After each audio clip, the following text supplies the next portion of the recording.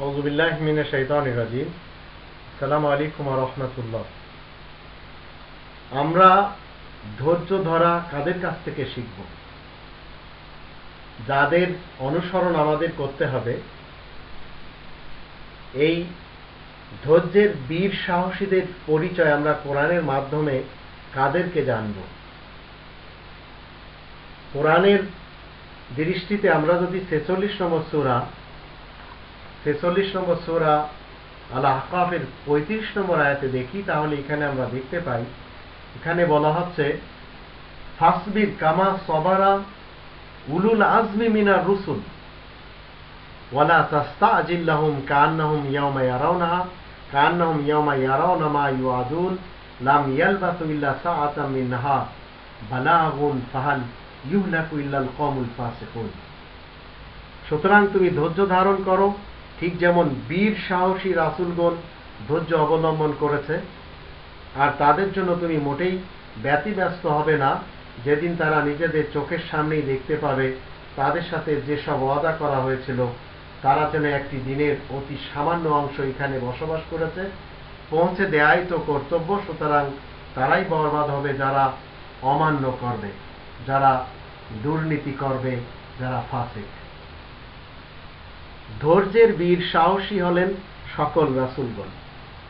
তাদের উপরে বিভিন্নভাবে পরীক্ষা এসেছিল, তাই তারা সবসময় ধৈর্যের সাথে মোকাবেলা করেছিলেন। একজন রাসূল এই পৃথিবীতে আমরা কোরআনের দৃষ্টিতে তাদের ইতিহাস দেখতে পাই না যাদের উপরে ধৈর্যের পরীক্ষা আসেনি, এবং তারা সবাই ধৈর্যের সাথে সবসময় মোকাবেলা করেছেন। আর ধৈর্যের সাথে সাহায্য চেয়ে তারা এই জীবন ধন্য করে গেছেন। তা আপনাকে এবং আমাকে ধৈর্য শিখতে হবে রাসূলদের আদর্শের মধ্য দিয়ে। তবেই তো আল্লাহ 60 নম্বর সূরা মুমতাহিনার 4 নম্বর আয়াতে বলে দিয়েছেন যে ইব্রাহিম আর তার যত সাথী রয়েছে, যত নবী রাসূল, সবাই ইব্রাহিম রাসূলের সঙ্গী সাথী। তাদের ভিতরে রয়েছে তোমাদের জন্য উসওয়ায়ে হাসানা, সর্বোত্তম আদর্শ। কোরআনের ভিতরে আমরা দেখতে পাই রাসূল কারীমের ব্যাপারে স্পেশাল ভাবে আল্লাহ বলেছেন, ওয়াইন্নাকা লাআলা খুলুকিন আযীম, 68 নম্বর সূরা কলামের 4 নম্বর আয়াত। আর 33 নম্বর সূরা আল আহজাবের 21 নম্বর আয়াতেও আল্লাহ বলছেন, লাকাদ কানা লাকুম ফি রাসূলিল্লাহি উসওয়াতুন হাসানাহ। 2 নম্বর সূরা আল বাকারার 45 নম্বর আয়াতে আল্লাহ বলছেন, ওয়াস্তাইনু বিস-সাবরি ওয়াস-সালাহ ওয়া ইন্নাহা লাকাবীরাতুন ইল্লা আলাল খাশিঈন। ধৈর্যের মাধ্যম দিয়ে আর নামাজের মাধ্যম দিয়ে সাহায্য চাওয়া সম্ভব।